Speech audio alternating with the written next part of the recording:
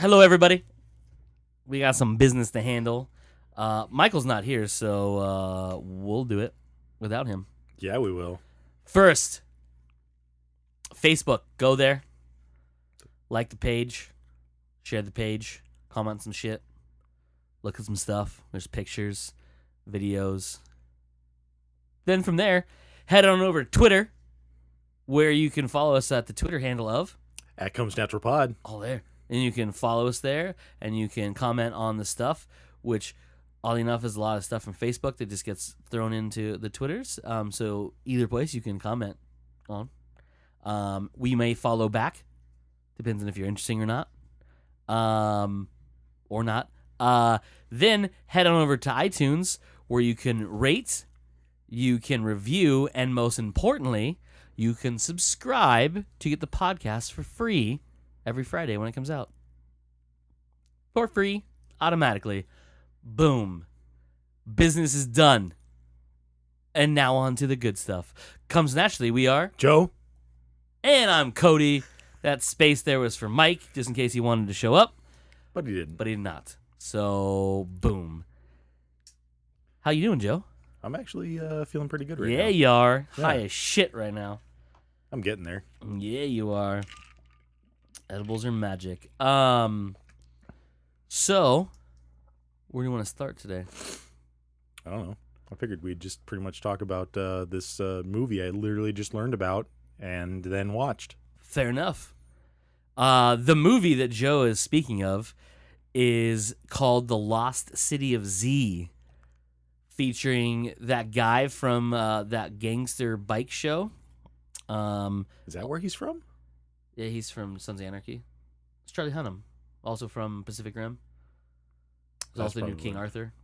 Yeah, that's probably where I know him from, is Pacific Rim. I don't know, he was one of those guys, like, I kept looking at him like, that looks like Brad Pitt. But I know it's not Brad Pitt. No, but Brad Pitt did have to do with this movie. I did not know that. His either until the production very company end. Well, I mean, and him, Yeah. Plan B, which is still the funniest which name is ever. not just a joke, No, it's literally like that is his production company, Plan B. because it's Plan Brad Pitt. I guess like, hey, when all else fails, Plan B. Exactly. Which, depending on your lifestyle, could mean something completely different. Right? Plan A is what you want to happen. Plan B is what you settle on. Or Plan B is how you get rid of unwanted things. Yeah. Kids. So Brad Pitt produced this movie alongside Amazon Studios, which that's actually a falsity. They picked it up at one of the festivals. I don't remember which one it was. Either Sundance or Cannes or something. It doesn't matter. They snatched it up and decided to put it in theaters. It's also based off of a book. It is based We off should of a point book. that out. Yes. Based on The Lost City of Z by David Gran. Yeah. So, and I think we'll talk about the movie a little bit right now. Knowing that it comes from a book kind of makes me think I know why the story was told the way it was. Because I'm sure that's how it's told in the book. It's probably told in You those jump back chapters. in the chapters, which Yep. makes learning about that. It does make sense. I don't know. We'll get into it in a little bit. I'll just say this, it makes it for a little harder watch as a concisive story Yes. because it does jump. Like, I get the jump in years because, like, you don't want to watch them fundraising money for an adventure to go to the Amazon. I get that. But the jump I'm talking about is, like, there's, like, oh, hey, so it's this year. It's, like, 1901. 1903, you're like, And they're suddenly in the jungle. the fuck? You went from Victoria, London Yeah, like, to they're, like, fucking jungle. and the other thing, too, is, like, Ireland, and then, like, went back to, like, you told them, hey, you're going back to England, and you're like, oh, cool. A year later, you're like, oh, shit. Like, that's just, like, lightning, huh? Okay. Yeah, time flies. Apparently. So it's, and that's the time and jump isn't even the weird part, is the progression of the story. You get told some of it, but it's like you're supposed to assume certain things. Like, the dude is, so Charlie Hunnam plays a character who whose father is not held in the best regard, but he doesn't know that because he doesn't know his father. But apparently his father's a drunk and a gambler. amongst probably other things, because back then that's probably not the worst things you could be. Right. There seemed to be a whole lot of like extreme. I'm simplifying it. Extreme bad stuff. Yeah. Like you've beseeched your your name. Like you've just his father just like drug his name through the dirt. Yeah. And people like at the beginning of the film kept reminding him of that. And you're like, but all you've said is he's just a drunken idiot. Yeah. Like, what the fuck did he do that made? It must have been something terrible. Yeah. And the other thing too is like and that wasn't. I mean, that was a good chunk into the movie. No, I'm not talking like an hour, but it was like a good 30 minutes into it when you finally found out something's wrong. Like, because they mentioned a little bit of like, he's doing something. He's trying to raise up in the ranks to better himself, which, I mean, back in the olden days, even now, technically, but even more so back then, the higher you ranked up in the military, the better standing your family would be in. Yeah. So if you came from lower stock, as they say, and you raised ranks, you could then make your own life better. And that was definitely, you could definitely see that when he would be back with his family. Yeah. You could see that the house that they lived in progressively got more fancy. Yep, and especially in the fact that like up until the fact that they removed themselves from society, but yeah, like you could see there was like not the best digs in the world. Yeah. And then like obviously like it went from like more modest stuff to like, oh, it's a 2-story, like almost like a mansion was what we would, an estate. Yeah, an estate. Yeah, it's a big thing. And then obviously you saw the grander thing when they went to what's his dude's house, and you're like, oh no, that's a manor for sure. Yeah, that's definitely that shit's big. But the story goes this way. So this guy who probably not his choice becomes a navigator / map maker a while back, and then through his military career has gone and I don't know the whole history of going to Ireland. It's not that far of a reach, because like once you find out he's going to the Amazon, you're like, oh, that's a far trip. Yeah. But he's slowly working his way, trying to get up and up, but he's, because of his father, his last name, and who his father is, he's not treated the best, and so that shit goes down, and then he gets this appointment to the Royal Geographical Society, which I guess is a real thing. It did used to be. Yeah, and these dudes are the people who essentially decide the actual boundaries of stuff, I guess. Well, it wasn't. That's not really what their main point was. Their main point was to fund expeditions and stuff like that. And hence that's kind of what they were doing here. They were funding this expedition with the help, or with the idea of, to be able to draw the border to prevent a war. That's what they kept saying. Which is weird. We never saw any aspect of that war. No, they start leading into this, like, if we don't do this, there's going to be a war between nations over the rubber industry there, and it leads you into the rubber plantations, and then from there, just like, that's it. Not you don't hear the term rubber. Yep. Like, it just goes on to like just goes on. Yeah, super weird. And what I didn't understand too is that when like we want the source of the river, I was like, isn't it just a bigger body of water?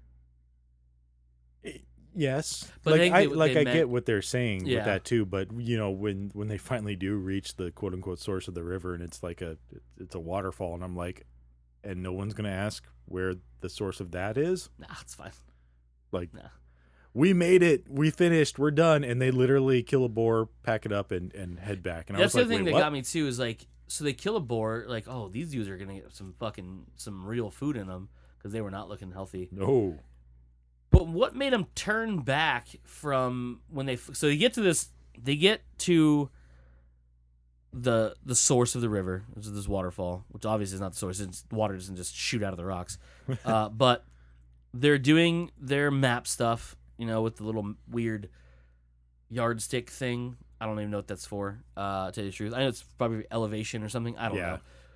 They do that. They're doing all their sketching, and then they see the boar. They kill it. They're like, "Oh, what's this?" And he steps on something, and it's old ass pottery. You're like, "Oh, that's weird," and then obviously he's like super excited about it. He's like, "This is proof." Blah blah blah. And what turns them around is a panther. I was like, all right, well, yeah, those are scary, but y'all got guns. Yeah, I literally just saw you use one to Yeah. kill this pig. So you should probably shoot it. And And you then have more meat. more meat. Plus, it's cool. It's a panther. Right. But also, if you kill the panther, maybe you're not probably going to be safe, but you could at least investigate a little bit more versus taking your broke ass pottery back to the Londons. Yeah. But whatever. Who am I? But yeah, so they go back and he like. It's basically the struggle of a drastically open-minded person trying to change the minds of a bunch of fuddy-duddies who believe that the white man is the best and greatest being on the planet. Which was very much so a consensus at the time. Yeah, back in the early 1900s for sure. And because that's like the height, like they even talk about in the movie of slavery here in the United States way back when. And like they talk about it and they kind of say something that's, I don't want to say offensive because obviously it's the time period. It's what they talk about anyways. But they're like, the savages aren't our business. We don't have to worry about what they're doing. And I was like, all right, that's cool, I guess. And they kept rejecting the idea that there could be a society out there that could produce pottery. Yeah. Because in their mind, the quote unquote savages of the area aren't able to do that. Yeah. Or concisely plant corn, which you saw them do. Yeah. But yeah, when it gets to that part there, I'm like, okay, we're gonna this is the movie. This Lost City of Z. We're gonna start getting into it, and then they turn around, and I'm like, what? Wait, what? Yeah. And literally, just one of the problems that I have with this movie is a problem that I've explained to Cody multiple times. One of my biggest problems with movies when they do like these jarring jump cuts, and this one did that a lot, where you would literally go from them getting back on their little raft with the pig, and boom, England. Suddenly boom, England, and you're like, oh, okay, he's getting off a boat. It's congratulations all around, and then they start arguing about there's some family stuff in there, and then they start they suddenly jump back to the Royal Society to argue about going back for another expedition. So that's one of my main problems with this movie, was just how the jump cuts, and it just kept moving that goalpost of like this this Lost City of Z and trying to figure out what it was, and it just kept moving those goalposts, and eventually there's no touchdown really. No, it's spoiler. It's blue balls at the end of the movie. Yeah. Just you're rock hard, and you're just like, it's gonna happen, and then they walk away. There's something else that bothered me in the movie, and I'm trying to remember what it was. It wasn't Tom Holland's mustache? No, actually, that bothered me. I thought it was pretty funny that the mustaches were like, the dress and stuff was just funny to me, but it's period piece, so I really couldn't period piece. Really couldn't care about that. I will say that I didn't know Robert Pattinson was going to be in it. That is a lesser thing that kept bothering me. Going, that guy looks like the Twilight guy. But this guy actually can act. Yeah, I don't get it, and he doesn't look pale. What the fuck? Yeah, I didn't know he was in it. Like, I knew Tom Holland was in it. I knew Charlie Hunnam was in it. Charlie Hunnam, Sienna Miller, and Ian McDermott. Yep, Chancellor Palpatine himself was in it. I saw him right away. I was like, oh, shit. Because I knew he was in it. I just didn't know how much he was going to be in it. And he was in it quite a bit for the most part. He was like Charlie Hunnam in it, but more prominent than I expected. I remember what it was that also bothered me. So you would have these long scenes, specifically the first time that they go out, and then the second time that they go out, where it's literally just these five guys on a boat. Yeah. And then suddenly, they make reference in the first expedition of, we lost the second boat. That was the second expedition. That was the second expedition? It's when he got off the boat and made peace. But at any given time, you'd only see this group of at most 5 people. Yeah. And then suddenly there's a scene where there's like an extra couple of dudes in the background. Yeah, when you're they're like, gonna get what? when they went after or when they gave the dude the last horse. Yeah, and you're like, I'm pretty sure I didn't fall asleep during this movie. Also, where the fuck did did the horse horses come from? from? Yes. I was like, I get it. You had that throwaway line where you said, "Well, where's the second boat?" But Yeah. you never showed that second boat. And then he would So make weird. mention about his Indian guides, and you're like, "What?" But it's just you five. yeah. There was It no really other weird, people. Yeah, and that might be a cost of making the movie or a weird editing. I'm gonna hopefully chalk it up to a weird editing thing. Because like the main cast, so Charlie Hunnam and his two buddies, the main two guys with him. So Robert Pattinson's the other guy. Obviously, they're the driving force of everything because they're the ones that go into the thing. But like, Absolutely. when they go into and they make friends with the first group of Indians, Mm-hmm. right? Well, I guess really friends with the only group of Indians they made friends with. But anyways, it's the three of them, four of them, but he refuses to partake in the eating of another human being, which, don't get me wrong, probably wouldn't have done it myself. Wouldn't but I wouldn't have walked away. I'd been like, Which well, they, safe spoiler for alert, numbers. they actually didn't, or at least they didn't show They didn't it. show it, yeah. But so you have that part, and then like they find the guy, and that's when you see the extra. But I'm like, yeah, we were just in that camp, And there wasn't that guy. and it was just the three of them. Yeah. Like I get it, the three of them were in the tent with, or the lodging thing, whatever, with the chief and his son. I get that part, but they're wandering around the camp. Are these dudes just hanging out by the riverbank, like la di da da da da? Which, sure, fine, or if that's what they're doing, but like, show it. Yeah, it was really weird. Just the horse part bothered me. We gave you our last horse. Motherfucker, you didn't have a horse. Yeah, like Where were you stowing that horse? And how many did you have? How big was that second boat? Exactly. Because according to what I saw, you were constantly out of rations. yeah, always. How did you keep a horse alive? Well, where's Where the fuck did the paraffin wax come from that he... paraffin oil? Paraffin oil, sorry. Yeah. I guess that would have been for lights and stuff like that. Lamps and shit. Lamps and shit. But Which we, but by the still, way, didn't see. didn't see either. Yeah, exactly. But yeah, I mean, it's an interesting story. And obviously, I know the moral behind it is that, you know, white man wasn't the end all be all, and there's other societies, and we didn't know. And then at the end of the movie, it does those Tells you about text what screen actually and what happened. happened. You know, like the fact that him and Jack were never seen again, but there were stories, and then later on in the 21st century, his findings were Validated. legitimately identified as being like true. He was right. There was a lost city of Z, where he said it would be, which they were there like literally like twice. And obviously like it makes you think he made it before they tell you that he disappeared, because they're bringing him down and they're walking up and you see like all those torches and shit. yeah, you see they come down to the water and it comes up the other side, and you see in the trees there's an opening and you can see smoke coming out. Like obviously there's more to this. I would have liked to fucking see it. But that aside, this I think was by far Charlie Hunnam's best acting performance that I've seen. I'm gonna say straight up, like, with the exception of those two problems that I had with it, it is a very good movie. Yeah. I kept sitting there thinking, well, this should have been like an Amazon original series. Yes. Like, make the first season about the first adventure there. Yep. So that I can give a crap more about these people. Yeah, because it seems like they went through a whole lot more than what we saw.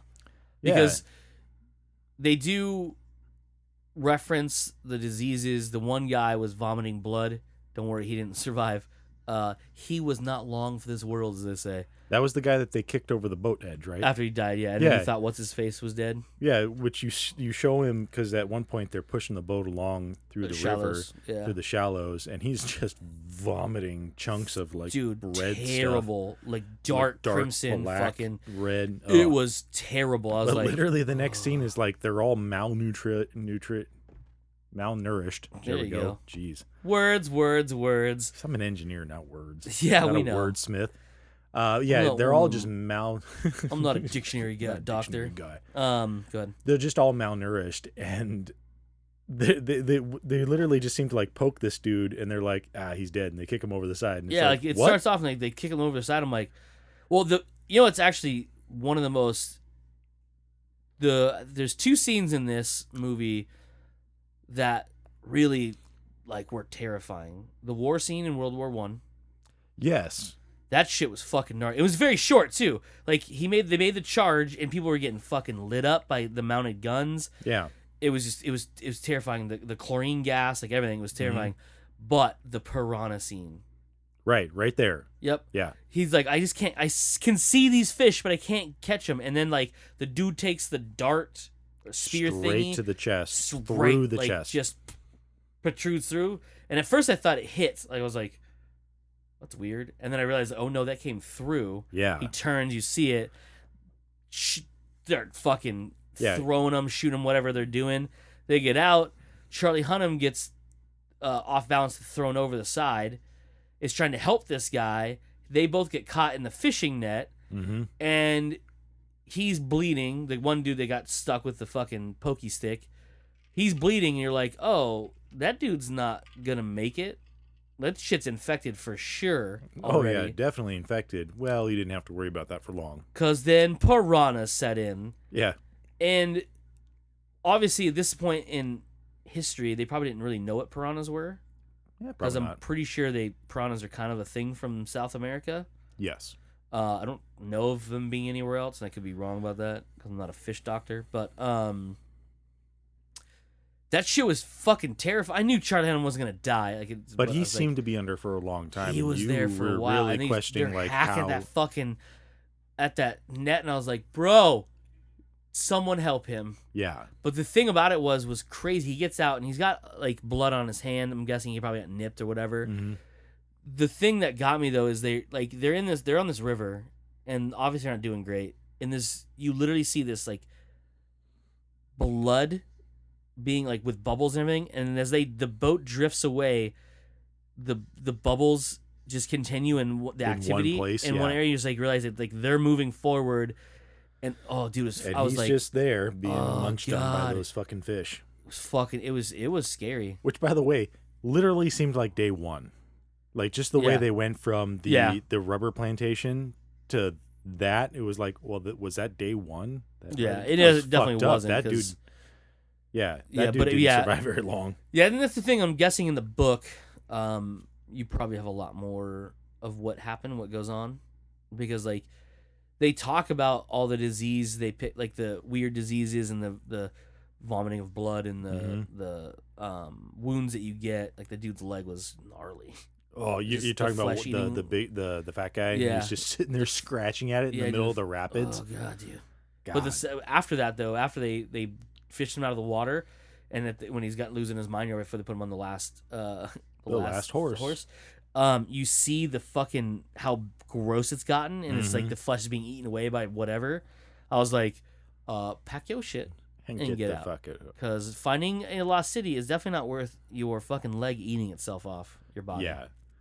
But that was the second trip, because you have that. He comes back to England. He makes everybody's congratulating him for being a hero and mapping this area.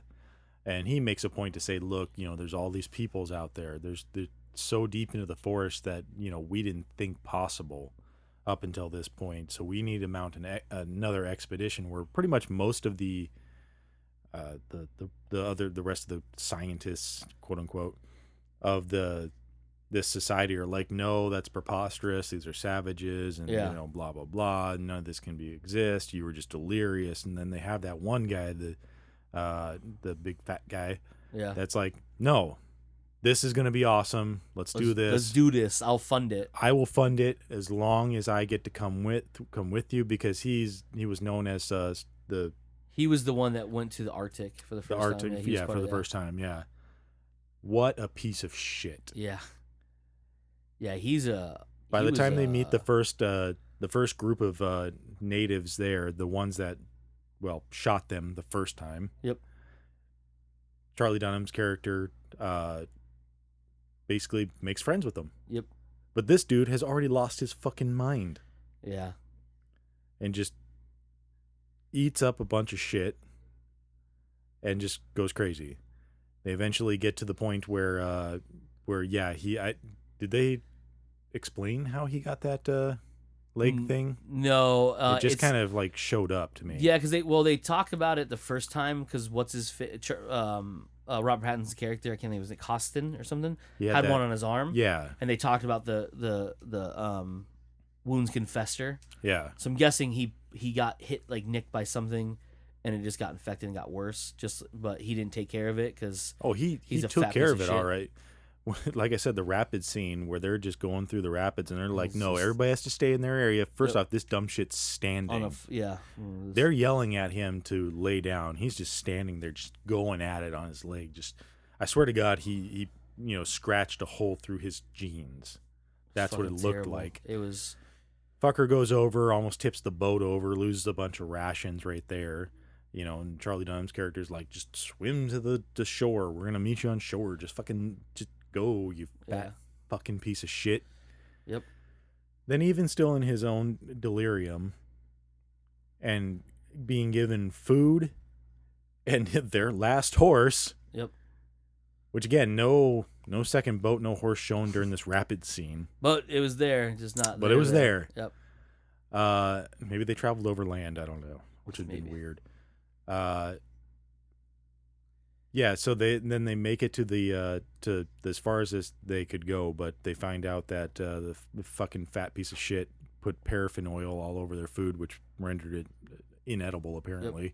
Trying to force them to go back, basically. Yeah, and so they show Charlie Dunham's character then sending a telegram out or whatever they used to saying, look, we had to turn back and we sent him out, but we haven't had word from him. Yep. So we're pretty sure he's dead. But whatever. Fast forward, a couple years or whatever it is takes to get back to London, and boom, there's the fucking fat ass sitting there at the society and has the balls to blame Charlie Dunham's character, Percy Fawcett. Yep, Percy Fawcett. For abandoning him. Yep. Yeah. And he wants an apology. Yeah. Not only his apology, but he wants an apology in front of Charlie Hunnam's wife. Which I guess would be to make him not look like such a good guy in front of her, but... Yeah, it was fucking... Because the way they portray it in the movie, I'm guessing the story, is...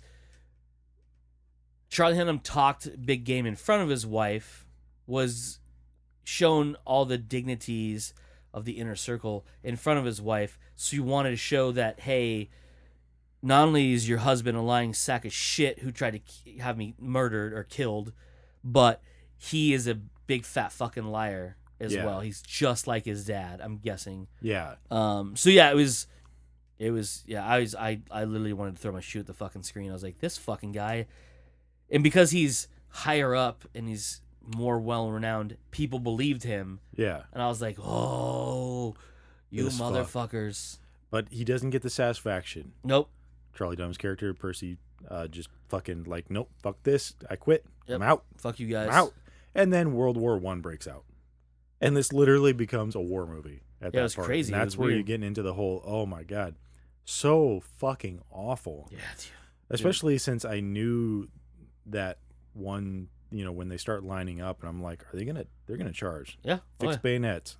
They're gonna fucking charge. And so I know the British did it, man. Yeah, well, that's how pretty much everybody in World War I did it. And I just know that was fucking awful. And they showed it. They just get up and they run over and right, and they're just getting fucking mowed down. And Percy is just gun fucking hoe. Yep. Just running through it. And they hit him with the chlorine gas. Yep. What's his name? His friend is just sitting there, shouting, get your mask on, get your mask on, it's chlorine. And then his other friend gets shot in the face, and you're just like, oh my God. Yeah, brutally too. Brutal. And then he gets up to try to grab the body, gets overtaken by the gas, falls down, wakes up in a hospital, bandages on his face, family all blah, blah.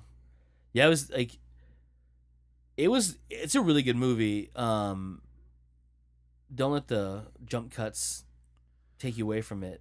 It's definitely a good movie. It's fun.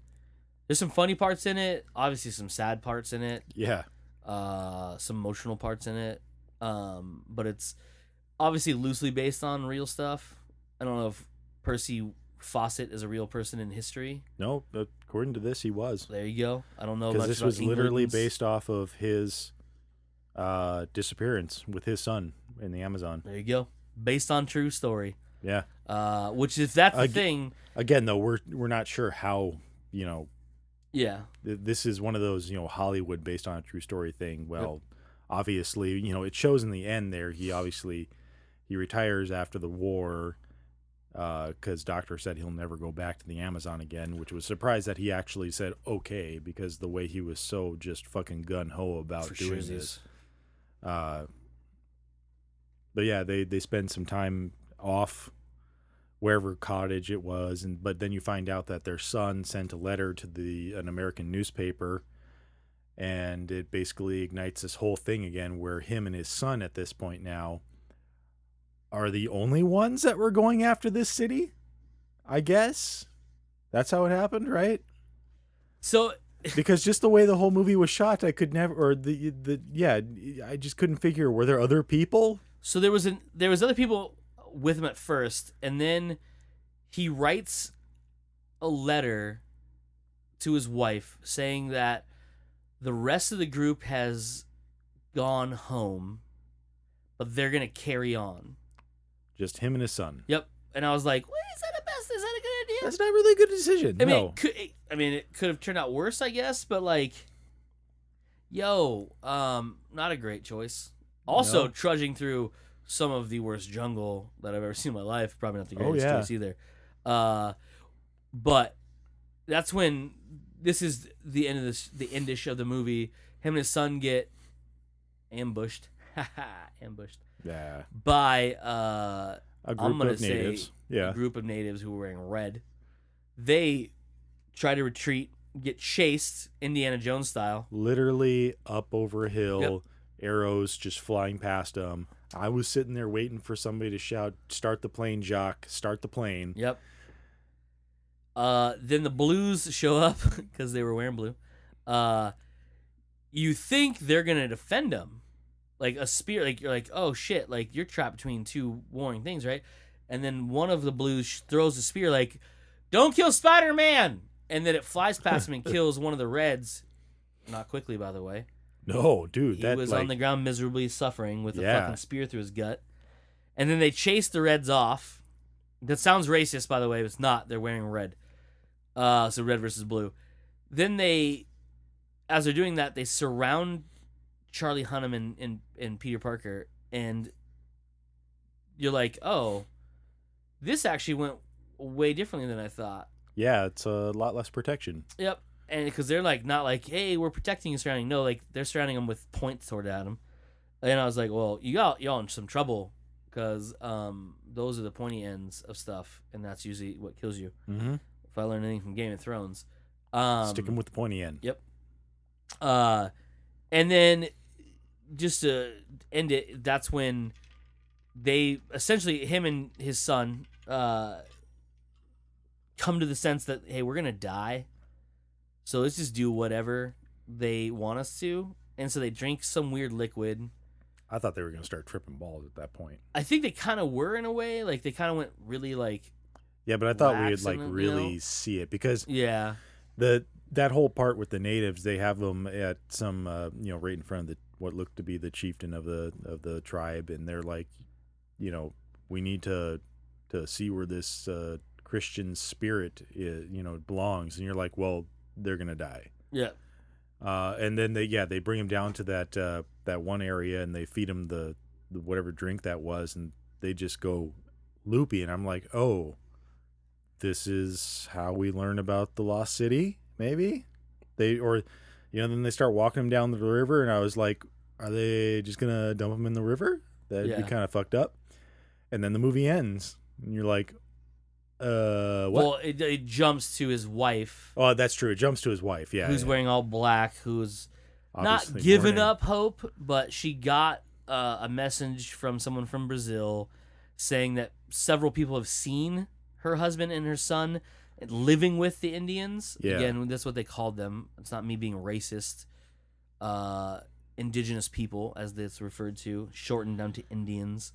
So she still has hope, but the society, who at this part I'm guessing is falling apart because of post-war and all that fun stuff, has said like we've sent hundreds of people after them and we just nothing. And then earlier when he was about to go on his last voyage with his son, he told the head of the society, if I reach there, I will send you this old ass compass, which I'm guessing was his dad's. Yeah. Back to prove to you that I got to where I need to. Yeah. And he's like, well, that's not necessary. Well, she then hands him the compass, and he goes, well, I'm gonna have this authenticated or whatever, or checked out. She's like, thank you very much. She walks out, and a weird transition. I think it's supposed to be a symbolism, but you hear her walking, you hear her steps landing on wooden floors as she walks through, and then the camera focuses on her reflection in a mirror as she walks by, and then you hear the sounds of the jungle, and her walk into what looks like the jungle, but in this reflection of and it was weirdly weird.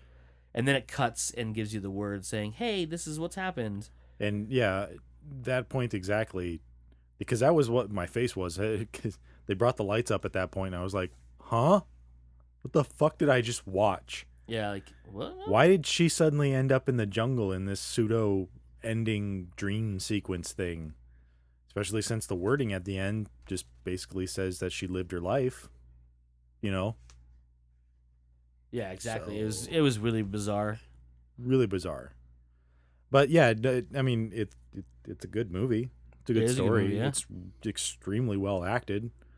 I just wish that I could get more of it. Like I said, I wish that it was just more of an Amazon original series where you could play up literally the first trip to the Lost City, because you don't really know that it's a trip to the Lost City at the beginning. They're just trying to map the border between Brazil and Bolivia, right? Yeah. Yes. Well, it's in Bolivia. No, it was it's in South Bolivia. America. Yeah. Yeah, they were trying to map they went the to border Bolivia, and then they went up the Amazon River. Yeah. To then draw the border between. Yeah. Okay, that's what it was. Yeah. But I just wanted to care about these characters more. Like, obviously the main guy and the main three guys, yep. you cared about because they were in most of the movie, but every other death and every other thing that happened, and going from him from Victorian England all healthy and proper to him in the jungle, obviously was several weeks, months, I think. Months. Point. Yeah, because they said he was really gonna be gone for like 3 years. But he looks like shit. Yeah, for sure. And then suddenly when he's back in London in the next scene, he looks perfectly healthy again. So there's just like that stuff. Like I didn't really care about these characters that much to get the full impact of the emotions and whatnot behind it. I don't know if that was the same with you, Cody. In ways, yeah. Like you said it. You care more about the three of them because you see them as a group, and the cool thing about them is they started off as complete strangers. Yeah, because Charlie's character meets Robert Pattinson's character on the boat in probably one of the most intense scenes. Yeah. And you watch it, you'll understand what I mean. And then, just offhandedly, the third guy of the trio is already in Brazil, I guess, or with them in Bolivia, and he's like, he joins the group as part of the expedition, and then kind of like is, in a way, like you almost see he's like an antagonist in a way, because he's like talking down about the Indians and their guide and whatever. But then obviously like they form this brothership over the shit they went through, which again you don't get to see a lot of because you don't get to see a lot of it. But yeah, I mean it's interesting for sure. That is another part that I sat there wondering about, Did they ever make mention of that he was supposed to meet somebody on the boat? Yes, when they told him that he was going, they said everybody else is en route or if they're he's catching up to them. Right. But no, I don't think they specifically said anything about on the boat. Yeah, so it was a very weird sequence where he notices that somebody's like tracking him on the boat, Yep. like following him, and he basically traps him. Sets a trap. And knocks him over, and then they finally you finally find out that he was a contact that he was supposed to meet on the boat. He was going to be part of their expedition, and like he's waited a week while they're on the boat to introduce himself, even though obviously he knew who he was. Yeah, I don't know. It was really weird to me. It was very bizarre, no, I don't think they actually talked about that. Like they didn't talk about Robert Pattinson's character is supposed to meet him on the boat. I think it's just like, I think it was I don't want to say implied, but I think it was in the line, you waited a week to introduce yourself, was telling you that, oh, this person was on the boat but didn't approach him, and you realize he's a drunk at that point, so yeah, it wasn't exactly like the best way. But yeah, no, it was there's some really bizarre stuff, but it's still which really was another movie. thing that was like very much like seemed to be a setup for something that just never paid off. You're drunk, you can't be drunk on this expedition. Pours out his whiskey or whatever it was, yeah, and that was it. Yeah, I think it was supposed to show that he was like this downtrodden drunk, and then became best friends with him, and like, which would be fine again if you had more time to sit there and explore all these characters and see do all withdrawals this stuff. to alcohol and blah blah blah. Yeah, but you don't. It just kind of skips from scene to scene, and in those scenes, it's interesting, but they just string them all together, and it's just very not interesting and oddly confusing at times, where you're trying to wonder, what's going on. Yeah, and then you have to take what happened in the scenes before and apply to them what they're talking about now to realize what they're doing. Mm-hmm. But I mean, whatever. It's an unconventional storytelling for sure. And Joe is correct. It should have been, just like most books, should be a television event of some sort, be it streaming or on actual televisions. Prefer streaming so I can binge watch the shit out of it. Right. But also the production value and not limited to network television restraints of commercials and stuff. But we've had this discussion about stuff and on here before about books and stuff, that a lot of it, there's too much of it to just make a movie. Mm-hmm. And I think we talked about this before when we were on our Stephen King show. When we found out the plot for the Dark Tower movie, Joe was very excited because he has finished the books. Mm-hmm. I have not. I'm on my way. I'm more than halfway through.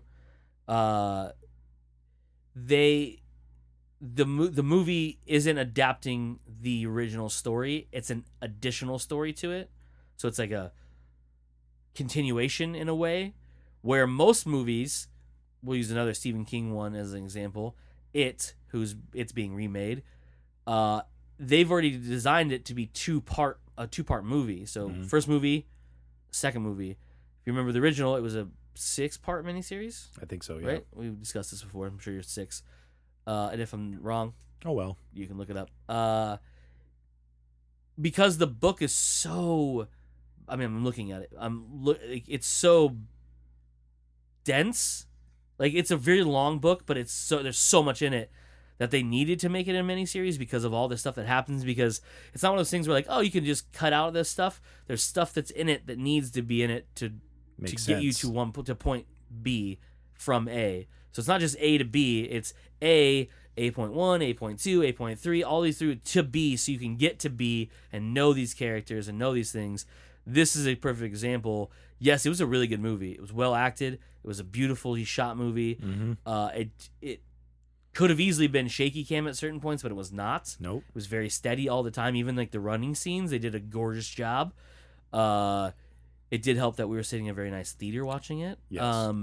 But to Joe's point, and the reason I'm bringing this up is, you could have had a lot more in-depth character development if it were made to be either a 19-hour-long movie or a television type event where you have, even if it was split to like a 6-episode thing where like first 2 episodes are his transition from being in Ireland to going into the Amazon, The second one being his secondary jaunt and run in the Amazon, just so you can see more of what's going on, and then see because you get this impact that what he did is huge for England. Mm-hmm. Like he gets like these people showing up, and when he's seen coming off the boat, they explode into cheer.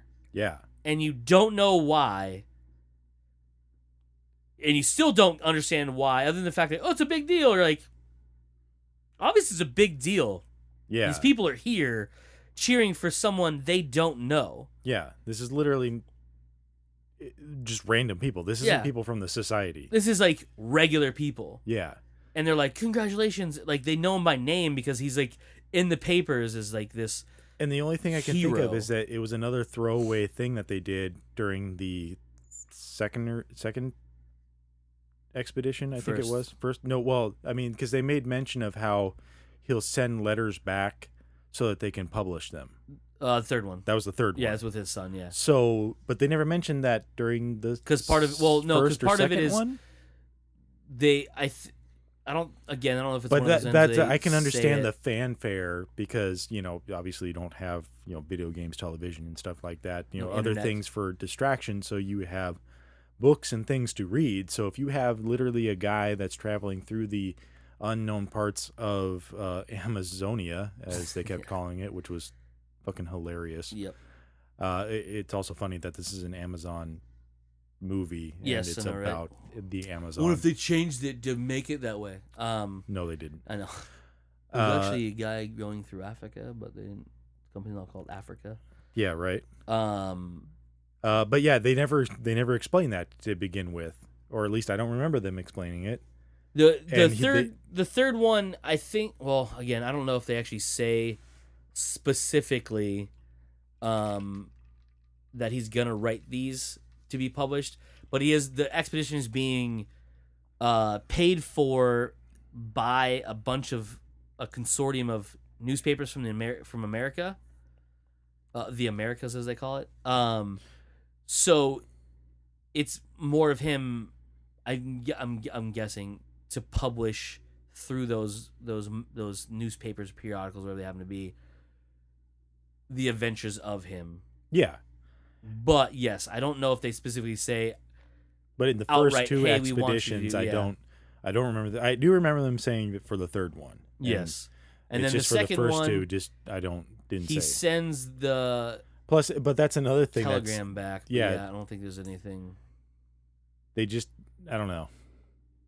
Again, it just felt like there should have been so much more that they could have shown and that they should have shown, really. Yeah. In this movie, just to explain the little things, and that's what I like is when you make things make sense. How do you get all the telegrams back? Well, they didn't explain it until the third expedition, where they say that they're going to have, when they encounter a tribe, they're going to give letters to these tribal people and have them take it. Yep. Back. Yeah. I don't know. Whatever. Yeah. Good movie if you get a chance to see it. Yeah, it's a good movie. Time. It really is. Boom. That's that. Mm-hmm. World War II. Call of Duty. Call of Duty. World War II. Or COD WWII. Was officially announced today. Mm-hmm.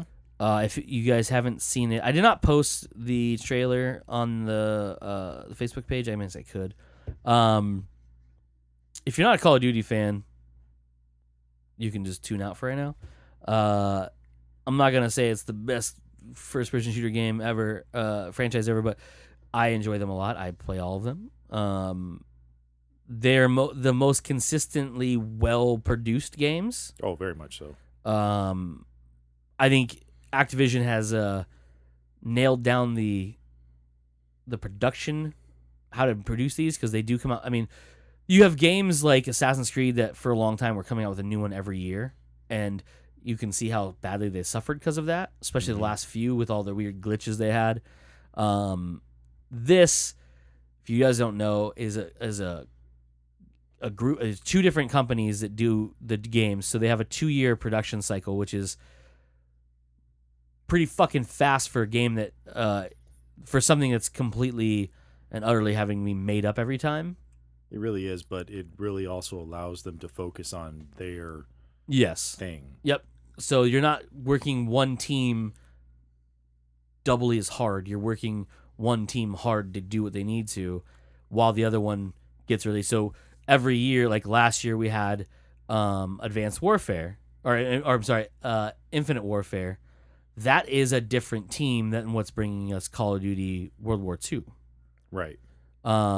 So when the next year's game comes out, so next year's game, it'll be most likely Infinite Warfare 2 or whatever they want to call it. Or they could be going back to Black Ops 4. It doesn't matter. What I'm saying is this game shows a lot of attention to detail and little we've seen so far. Oh, yeah. We've really seen only a very short, jam-packed trailer. A lot of shit goes on it. In it, we saw a wee little glimpse of a multiplayer lobby known as Headquarters, and we saw a picture from Zombies, which we knew was coming because this is from the same team who made, Zombies what it is.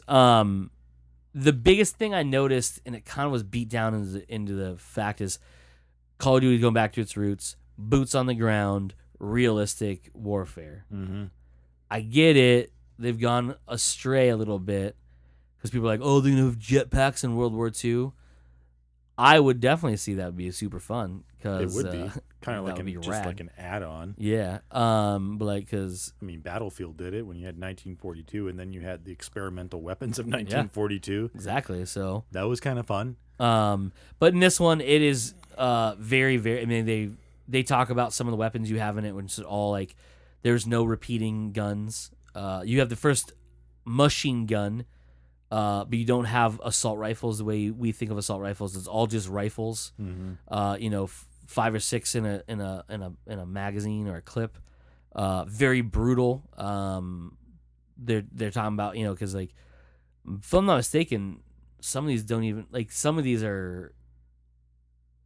Oh no, they're all rifles, so they all have rifling, but like they're all a human handheld like weapon. There's not a whole lot of like in place stuff, and because World War II is very mobile, like very well. I mean, from what we've seen is very human. I mean, they have tanks and shit, stuff, but this is there are mounted like because they said right away like the very first level is Normandy. You're storming the beach of Normandy, and that's actually what you see in the trailer. Is them storming the beach of Normandy, which looks absolutely horrific. Yeah, like fucking terrifying. If you haven't seen Saving Private Ryan, It's that's literally that. This is the video game version of it. Yeah. Yeah. So you do have the mounted machine guns there on the beach, and the planes. Oh my god! When the planes are doing the strafing run and just Christ, dude, fucking blow through that one guy. And one guy just gets laced by 2 or 3 bullets. Yeah. And the other guys look like shit. I gotta run. So I mean, yeah, it's gonna be interesting to see how they do it because if you didn't get a chance to play or you didn't want to play Infinite Warfare. It was a very different campaign structure to any other Call of Duty. Okay. Did you ever play Infinite Warfare? No, I haven't yet. So, Infinite Warfare, if you've ever played Mass Effect, I'm not going to say it plays like Mass Effect, because it's not. But the way it's set up is you become the captain of a starship. Really? Yes. Okay. So, basically, I'm going to break down Infinite Warfare for you real quick. So, there's a celebration on Earth where they're like, hey, there's peace all over Earth. We're explorers of the galaxy. We're moving further into, and we've already moved further into space. We have the capability, our ships can go sublight and leave our area and go to these other worlds that we've discovered. How? I don't know. This is way in the future. This is like 25 something. So like years have gone by. But you're like, and me, I was thinking, if this is peace on Earth, why the fuck do we have an army? Mm-hmm. And it's like a space navy. So there's big old ships and stuff. And you find out the whole premise of this movie, of the game is there's this other faction that is like split off of Earth and is gone essentially rogue. Okay. So that's why we still have a navy and military force, because of this other terrorist group who has essentially split society. Mm-hmm. So it's not just like this small little faction. They're a very large group, but they have left, and they're out on their own, out in the reaches of space. Wow.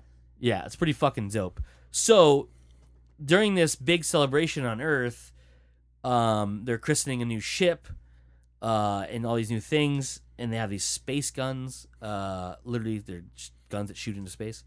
That's a naming thing that Mike come up with. And there's a base on the moon, and they get attacked. These terrorists attack this day, start fucking shit up. Mm-hmm. Full on like invasion forces are taken down, and it's a drastically planned attack. They're like targeting the guns so they can get into our atmosphere or onto the Earth, and full wage they're using robots to fight against us. We have robots, but we don't trust them because of this faction. And so we fend them off in a way, and they start to retreat. So we go after them. So you get in your starship, and you play as a leader of a group, but you're a pilot, and so you go up, and the space combat's dope because it's like it goes along space physics. You can turn on a dime because it's literally just spinning your ship and just thrusting the other way, but it's like slower, that sort of thing. Yeah. It's really cool. And you have this space thing, and then like you fend them off, they jump, you're getting ready to jump, so everyone has to land on their respective ships. You find out during the battle your commanding officer has been killed, so you're the highest ranking person, so you become captain, and you have to take the war to them, which means you get to jump, which is fucking cool. And you basically strike. So when it comes to the Mass Effect part is you get to this new area and you get to choose where you want to go. Oh, wow. And it goes by more difficult. And as you go through, you get different guns. And then the cool thing about it is you can customize your loadout like you can like a multiplayer thing. Uh-huh. You can modify your gun the way you want. You get to carry the accessories you want, the special weapon stuff, and then you basically take the war to them. Okay. The level structure is still very Call of Duty-ish. It's you move forward because otherwise they keep coming. Mm-hmm. They've done a good job of making it not just more rails based. You're like, you have to go forward. There's different ways you can go to things. It's open in a way, but not truly open. But there's like, I want to go in this building to shoot down these people. You can. Okay. It's just you have to follow the Call of Duty mantra of move forward or the battle keeps going. Yeah. So you clear out an area. If you don't move forward, eventually bad guys are going to show up again, unless it goes to a cutscene, blah, blah, blah. Right. So then you get to go through this, and it's really a really fun way of doing it. And it changed the single-player campaign, how it's told, drastically. It sounds like they're doing some stuff like this, and we'll find out more in June at E3, just how they're doing it, because there was early rumors that there was a single player story campaign, a co-op story campaign, which you play with another person or more people, the multiplayer, and then obviously the zombies.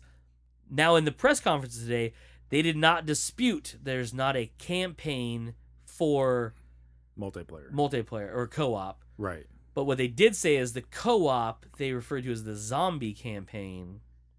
So we'll see how it actually plays out. Yeah. But it takes place in World War II, but it doesn't.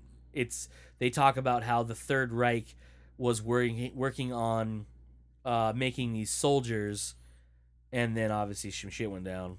Yeah. So we don't know if we play German soldiers. You don't know if we play American soldiers. You don't know if you play a group of multiples. I don't really know how it plays out because again we don't know details yet.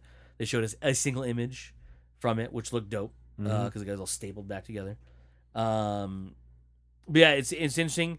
The trailer dope. It had real actors in it, which we knew they were gonna be because that's how they go now. AAA games always have real people in them.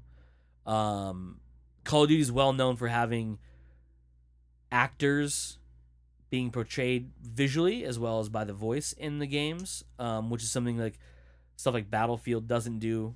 because again, Battlefield's mostly multiplayer. They do have a Yeah. story, but it's never front and center. No. I'm sure they have voice actors. There's not well known movie actors. Like this has Josh Duhamel and Jonathan Tucker. As of right now, it's all we know. And what was the other? Fuck, what was his name? Jerry, I can't remember his name. He's a voice actor. He's been on TV too before, but so those are the two big ones we know of now.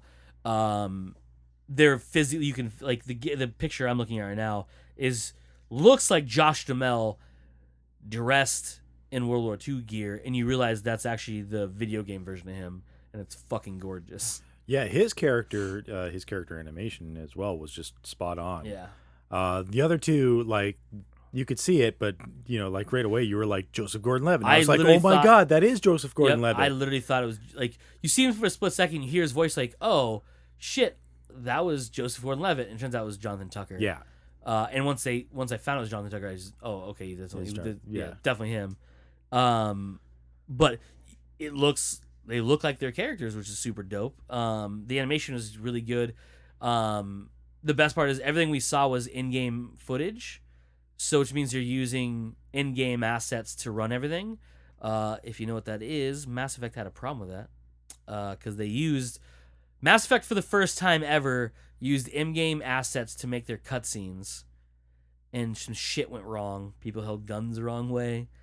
People's faces didn't really show up so well. That's a whole different story.